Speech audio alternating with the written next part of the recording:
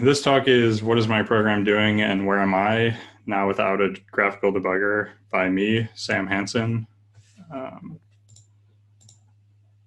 The slide should have changed. Maybe. Yep, it changed. We see your bio. Great, thanks. I'm on the incident response and recovery team at Western Row. I've been in IT for 4 years. You can ask me about incident recovery. I'm on the incident response and recovery team, but probably 95% of my time is incident recovery.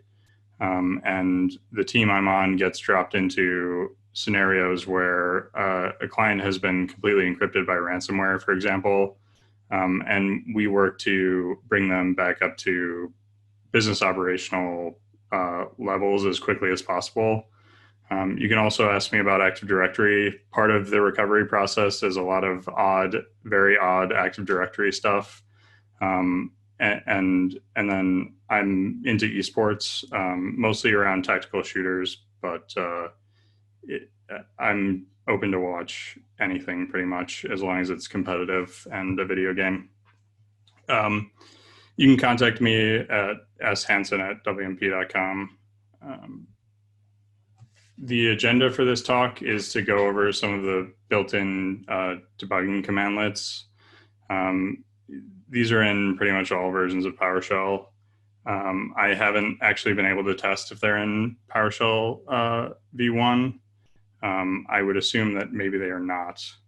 But for any Windows 7, Windows 10 machine, you can definitely, or Windows Server, let's say 2008 R2 and above, you can definitely use these commands right out of the box. We'll also go over some interactive debugging. And if you see me looking up, sorry, my monitor is up here. We'll go over some interactive debugging, and then there's 3 demos for this talk. The learning objectives here are hopefully to give you a base understanding of the debugging commandlets you can use interactively in a PowerShell session or prompt, and also how you can augment some of your scripts to debug them as you're writing them, or debug them as you're running them.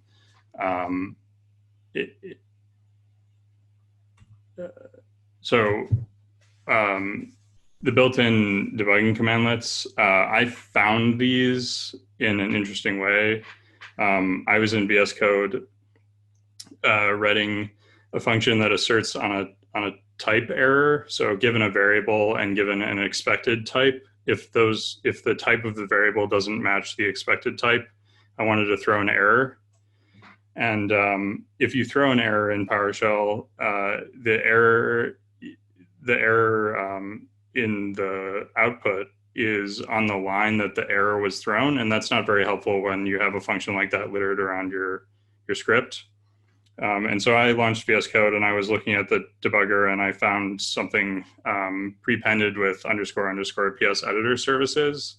The PowerShell editor services are a set of modules that do a couple things.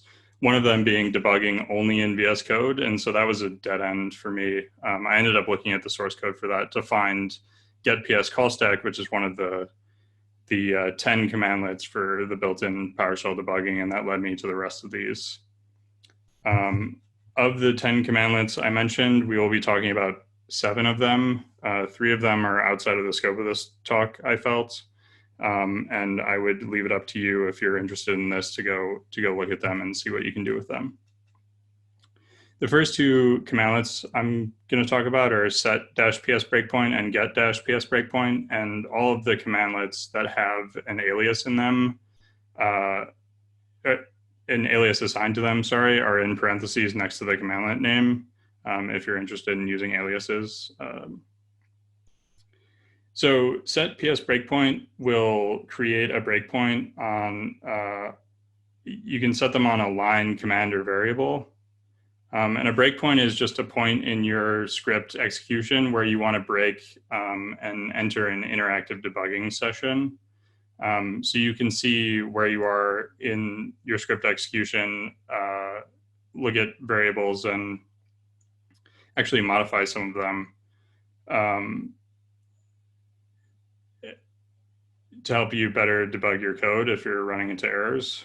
And get PS breakpoint is how you get those breakpoint objects and interact with them. Set PS breakpoint returns 3 different objects depending on which type of breakpoint you set. There's a line breakpoint, a variable breakpoint, and a command breakpoint that I mentioned. They return 3 different objects. That's something to be aware of if you're doing this. The next 3 commandlets are disable, enable, and remove -ps breakpoint. These do exactly what they sound like. Disable PS breakpoint given a breakpoint will disable it. Enable PS breakpoint will enable that disabled breakpoint. When you set up breakpoint, it is enabled by default. And then remove PS breakpoint will just remove that breakpoint. So you can no longer get it or disable or enable it.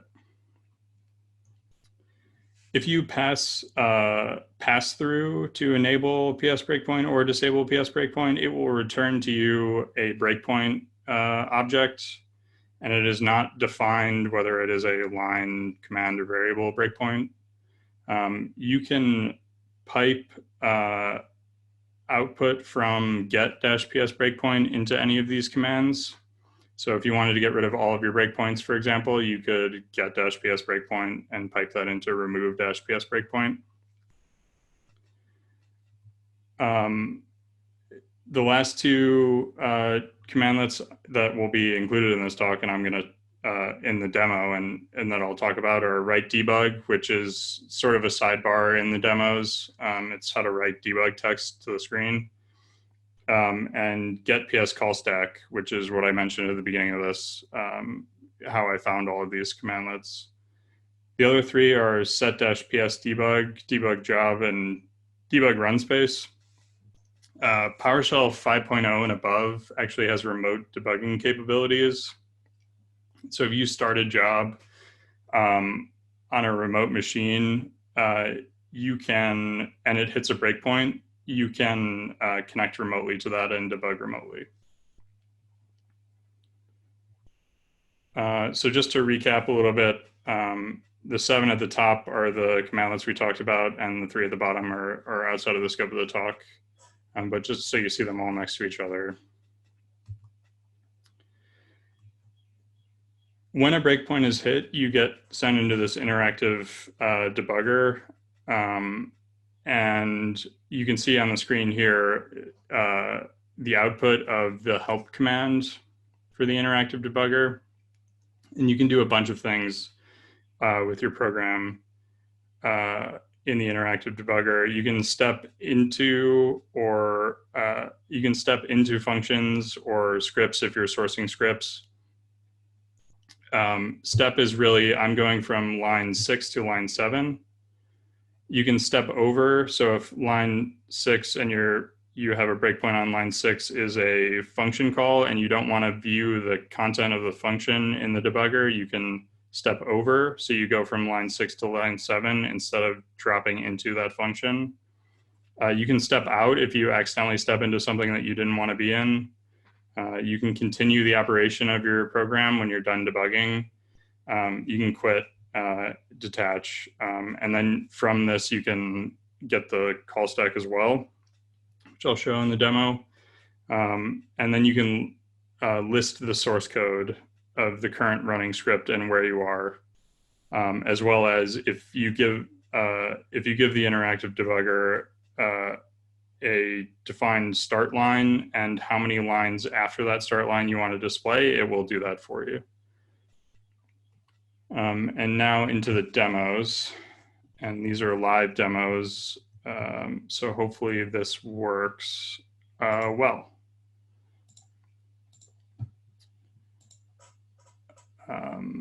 Okay, give me 1 second. So I have a demo called Demo 1.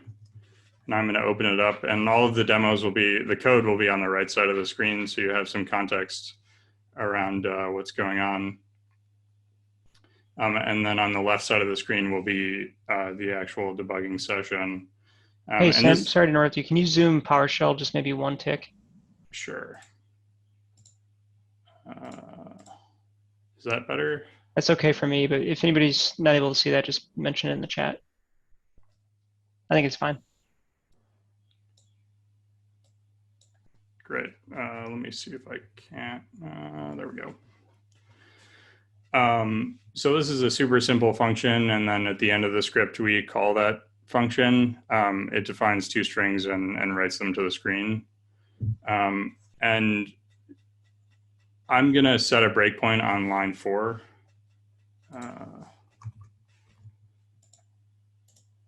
So I set the breakpoint on line 4. I gave it this line parameter and said 4. And then I defined a script because we're in this interactive prompt that I want to set the breakpoint on demo1.ps1.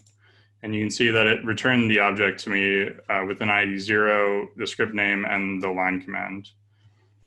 I'm going to then get that breakpoint. And, okay. And it returns the same output to me, which is expected, but just showing those how you can do that. You can also get breakpoints by ID, which is as far as I will show get PS breakpoint right now. So if I pass in ID 0, I get the same object back. And what's interesting is that this return shows that there's no command or variable set on this breakpoint. And if I get breakpoint ID 0 and I get the type and I get the full name, you can see that it's defined as a line breakpoint. So I'm going to now run this demo and see what happens. And you can see now we're entering the debug mode, and this is the interactive debugger. And you can tell that because there's a DBG at the front. It also gives you some information about what line you're on and what script. So if I question mark, it shows me exactly what I showed in that photo. All of the commands that you can run in the interactive debugger. So I'm going to list where I am because I'm pretending that I don't have anything up on the right here. And I don't know where I am in my program really, or any context around it as I'm debugging. And you can see that there's a little star here for line 4, and that's what we expect and what we broke on. But I want to see just the inside of this function. I don't care much about the definition or anything after it. And so I'm going to list from line 2 for 6 lines. And well, I got a curly brace, but you can see how you can increase or decrease what context you're seeing as you're debugging in the interactive debugger, as well as you can view the value of variables in the interactive debugger just like you would if you were just in the prompt, but we're in the middle of a script execution. And we broke on line 4, which happens to define the variable goodbye world. And if I look at goodbye world, it's empty. And I'm going to step now using S. And you can see that we got some output. Okay, now we're on the next line, which happens to be line 6 because line 5 is empty. And we're going to write out hello world to the screen. If I look at goodbye world now, you can see that it updated as it should. I'm now going to continue to the end of the execution of the script, and you can see that it finished just fine. It did exactly what it was supposed to do, and we no longer have the DBG at the beginning. I'm now going to do what I mentioned in the slides and get all of the breakpoints and remove them all. And then I will prove to you that that actually worked. There is no breakpoint left. And we know that line 4 defines the variable goodbye world as a string with the value goodbye world. But instead of setting a breakpoint on line 4, I'm going to set a breakpoint on the variable goodbye world. And there's a couple of things to note here. And the first one is that you don't define the variable name in your script as the variable in the command. You remove the $sign. If you had the $sign, you would be trying to break on the variable $goodbye world in your script, and that would not work unless, of course, you had a variable named that. And you can see we get the same output. The other thing to note here is that the ID is incremented by 1. And that is true for all of the breakpoints that you set in the session. So you start at 0 when you open a session, and unless you restart that session, it will continue to increment breakpoints by 1. So we have breakpoint ID 1 now. I'm also going to set a breakpoint on the command world. And so here you see me setting a breakpoint on a function that I defined. You can also set breakpoints on commandlets that are built into PowerShell, which I'll demonstrate later. So as I mentioned, the ID is increment from 0, and if I try to get breakpoint ID 0, even though I removed that and added a brand new breakpoint, nothing returns. If I get all of the breakpoints, I get 2 of them now. One is for the variable goodbye world, and one's for the command world.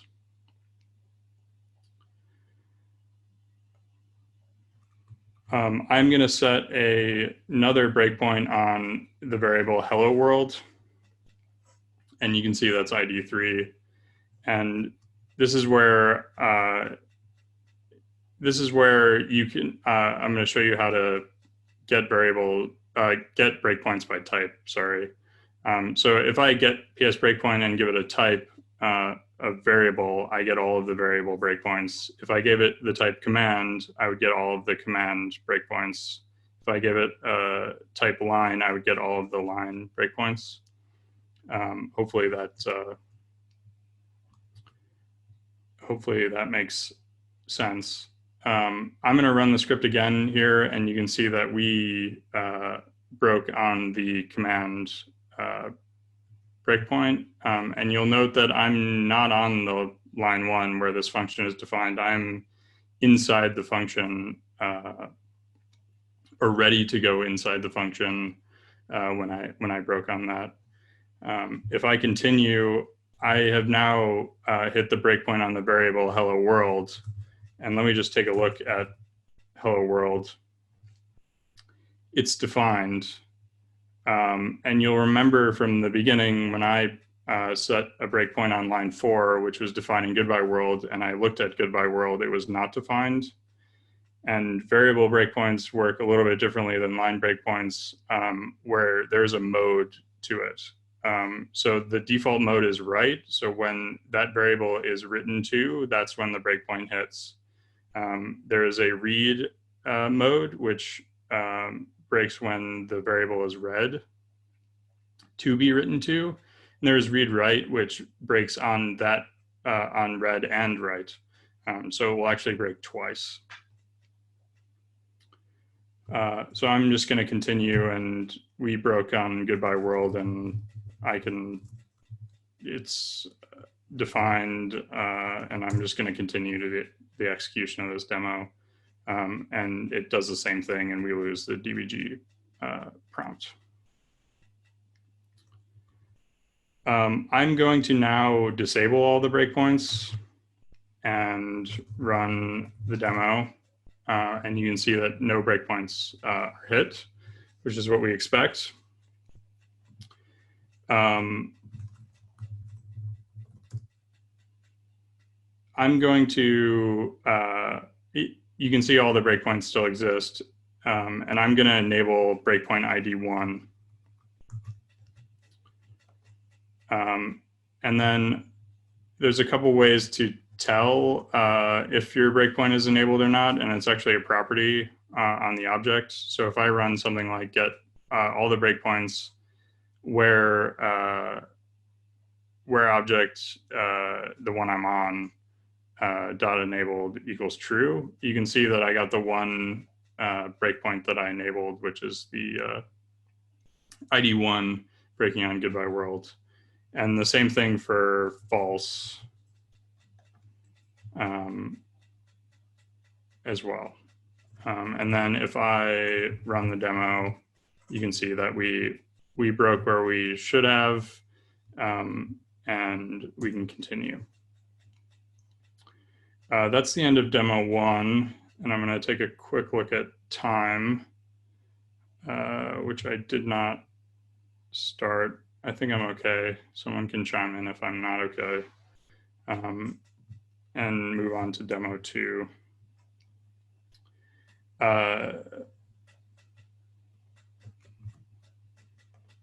This command that I just ran, it just creates a new PowerShell session, so the breakpoints are reset in this case, without having me have to close and open this again. So I'm just going to clear the screen.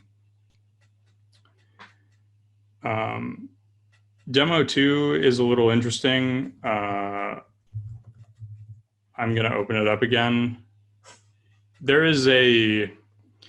I needed to find something that was complicated enough to be able to debug interactively, and also not too complicated where it's easy to explain. And so the formula in quotes that we're using is 1 plus 2 plus 3 plus 4 plus 5 plus 6 plus 7 plus 8. And you can see that defined in this naive implementation here. That's actually solvable. It's n times in parentheses n plus 1, and all of that in parentheses divided by 2, which you can see defined here. And I'm processing data in this example, in this demo. And I've defined an array of numbers, and this should be 5. So spoiler alert when we're debugging this, but it is not. And I'm just taking the count of this array that I've defined for that formula. So let's see this in action. You can see that the naive way and the formulaic way get the right answer, but the function that I defined is wrong, which, let's try to figure out why. And I'm going to copy in some code now from another window and go through it a little bit. And I'm going to copy it in incorrectly. So the reason I chose this is because there's a defined criteria around the data. The number that I'm currently on in this array can't be greater than the number of numbers in the array. And so I'm just going to check that. And you can see me here now checking to see if there's a breakpoint already for this variable sum, which I would like to break on to see what is causing my process data function to not get the correct answer. And so if we already have a variable, I'm going to assume that we want to enable that. If we already have a breakpoint, I'm going to assume that we want to enable that breakpoint. If we don't have it and this condition is hit, I would like to set a breakpoint. And so this is really where you can start to see maybe how you would add debugging into your scripts as you're writing them, or even when you send them to other people and they're trying to figure out what's going on. Conditionally, you can write something like this to include in your scripts. So I can just run demo 2, sorry, I have to save that first. I can just run demo 2, and it breaks on, you can see that it created the breakpoint, and then it breaks on this sum. And so I get the sum, and that doesn't seem right. And I get the number, and okay, we're at 42, and maybe I know that I don't know where this number is coming from, so I'm listing code, and that doesn't seem right. So maybe let me try from line, I don't know, 7 for the full script, and that's not right. So let me just do 1. And now I can see the whole thing. And okay, number is from numbers, and we're interested because sum is already wrong. And if I look at numbers, again, maybe this was super large. It's very obvious that this 42 is wrong in our defined criteria. And so if I just went number equals 5 and got the number again and then looked at the sum, it would still be wrong. So we need to fix that. And this is what the, it's going to keep, the breakpoint still exists. So I'm going to disable that breakpoint and continue. This is where the mode comes in. So we want to know when this variable is read, not when it's written to. So I'm going to run this again. And we broke on the same spot. And I forgot to save again. Sorry about that. It's problems of a live demo.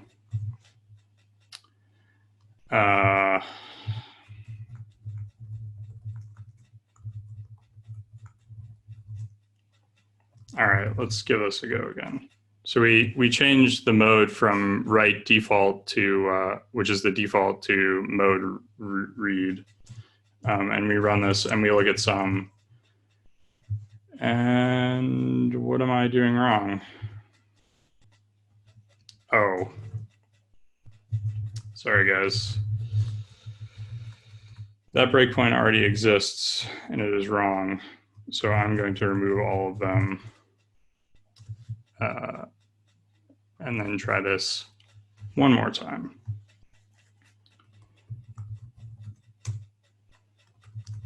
There we go. Now if I look at the sum, it seems correct, and I look at the number, and that's very wrong. And so I know that this is the 5th number in the series. So I can change the data on the fly, and then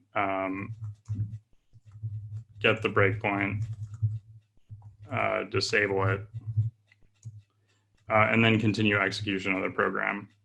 And you can see that my process data function now gets the correct value at the end. Before we go into demo 3, and hopefully I'm still good on time. Someone yell at me if I'm not, please.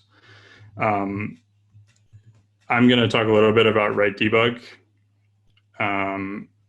Write debug only works if your debug preference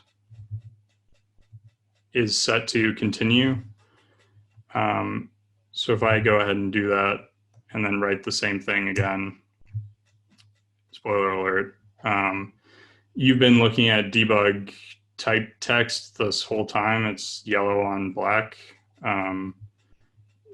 If you were writing a script and you were doing debug specific output, write debug is a great way to do that. It catches the eye well, and I do it in my scripts. All right, so I'm going to clear the session again of all breakpoints, and I'm going to show you demo 3.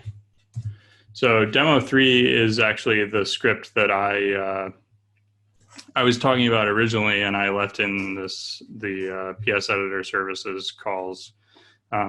Given a variable and a type, on this line, the function will get the type of the variable, compare them, and if the variable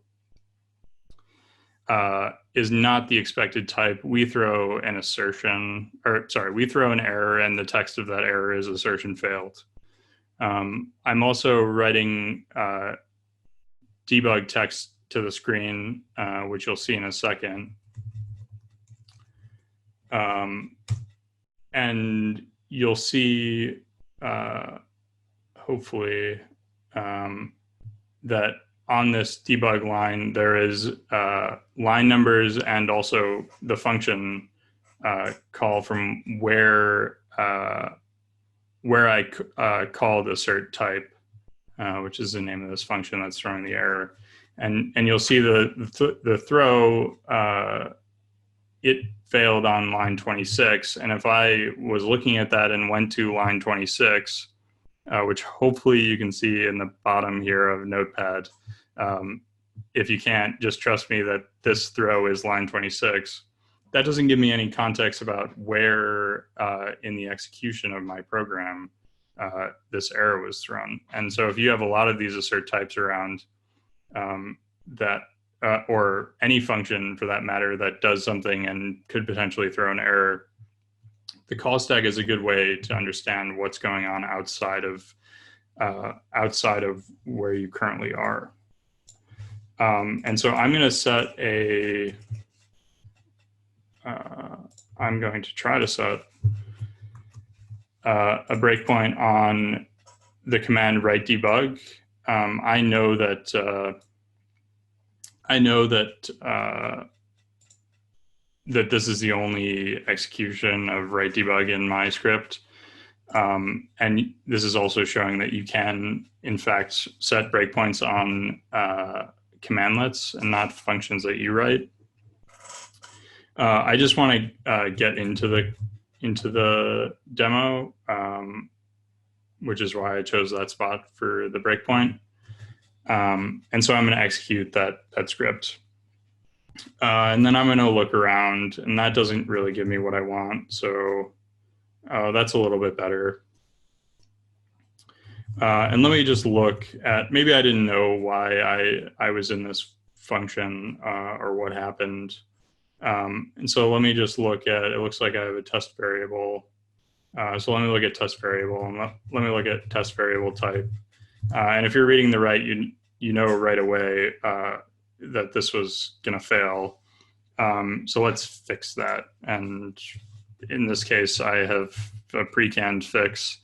So I'm just going to swap those lines out so that doesn't fail anymore. And then I'm going to continue on the execution of my script. And you can see that it still failed, but I was able to quickly resolve an issue with my script using the interactive debugger. And then that breakpoint still exists. So I'm going to disable it and then run the demo again. And we got another error. So let me enable that breakpoint.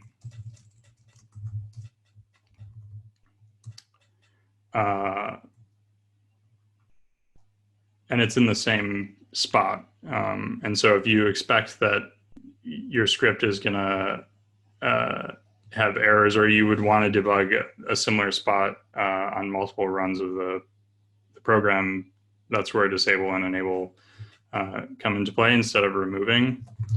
And so I'm just going to run again. And this time I'm going to list around, and you can tell pretty quickly from the right. I don't think it would be a good exercise to refix this again.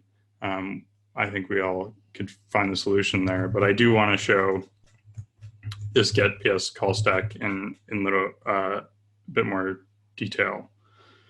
So if I get PS call stack, I get an output of all of the commands that have run before me, where they are in a location and what the arguments are for each of those functions. And this output is not that great. So I'm going to define this a little bit more. And I only want where I currently am, which is the top of the stack is 0 in the array. And that doesn't give me a very good output either, so I'm going to format that list. And you can see all of the things that you get from the call stack. In this case, I am using the function name and the script line number to output my debug text. And I can do a similar thing with the first member of the array, or the second member of the array, sorry, which is my caller, which is how I got the output in the right debug text specifically to write that function. I'm going to continue with the execution of the program now and go back to the slides. So you should be seeing my deck now. And to recap, we went over 7 of the 10 built-in debugging commandlets and also some interactive debugging, as well as the demos. And hopefully you learned something that might help you better debug on the fly, or if you're writing something over a long period of time, or if you need to include some error handling. This might be a good way for the operator of your script to figure out what's going on or going wrong with their instance of it and where they're running it. I know that this has helped me a lot because I'm running a lot of scripts that are as friendly as possible in environments that are just really broken. So thanks for listening to all that. If you have any questions, like the previous speakers, submit them to Amanda or put them in the, just submit them to Amanda, and you can email me at shansen@wmp.com. All right, awesome. Sorry, give me one moment. All right, thank you, Sam. We'll get to those questions in a moment. We had a few. Sorry, I just got to scroll back a little bit.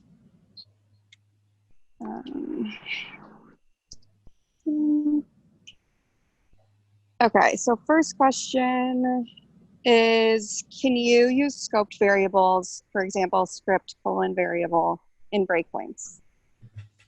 I would assume yes. Unfortunately, I have not tested that. I would leave that to you to test. Alrighty. Next question, can you use PS breakpoints to attack signed code?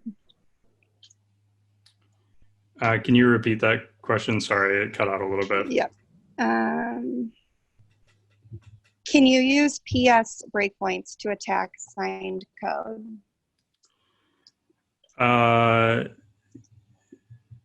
Attack how? Attach or attack? Attack sounds like from a cyber perspective. Okay. So any code that you have that you can run, you can assign a breakpoint to.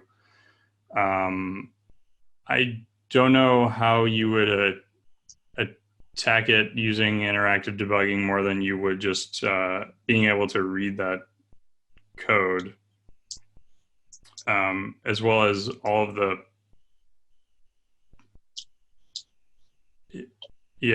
Shannon clarified that maybe modifying runtime variables.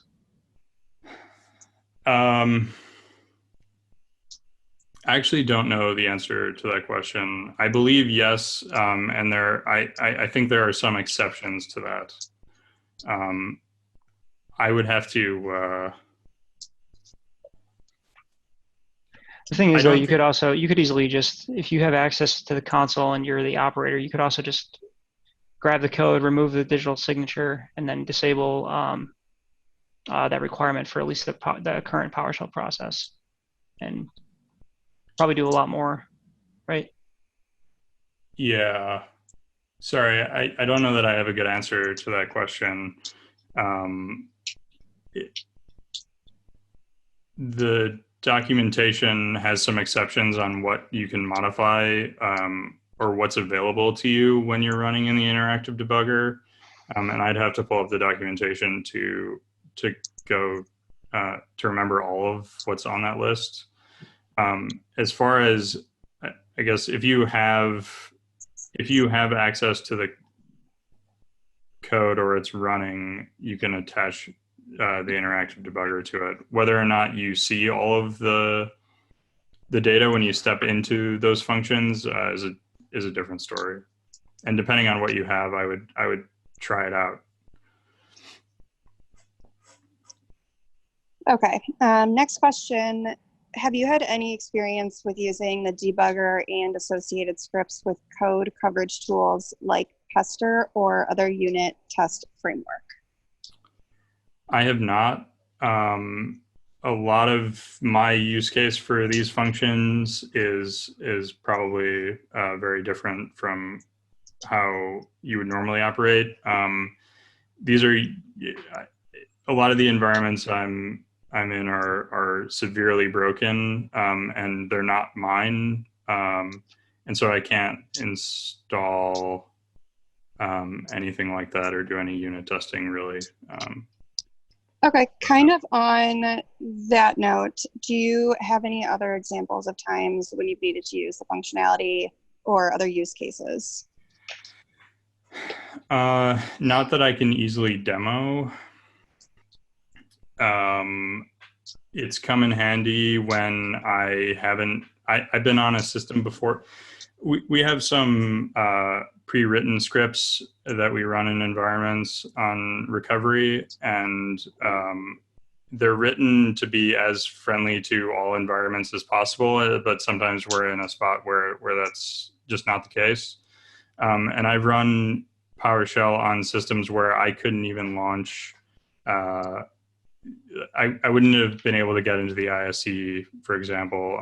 Windows was not happy, and I managed to get a PowerShell prompt going, and being able to debug in that scenario is really my use case and my experience with using these commandlets.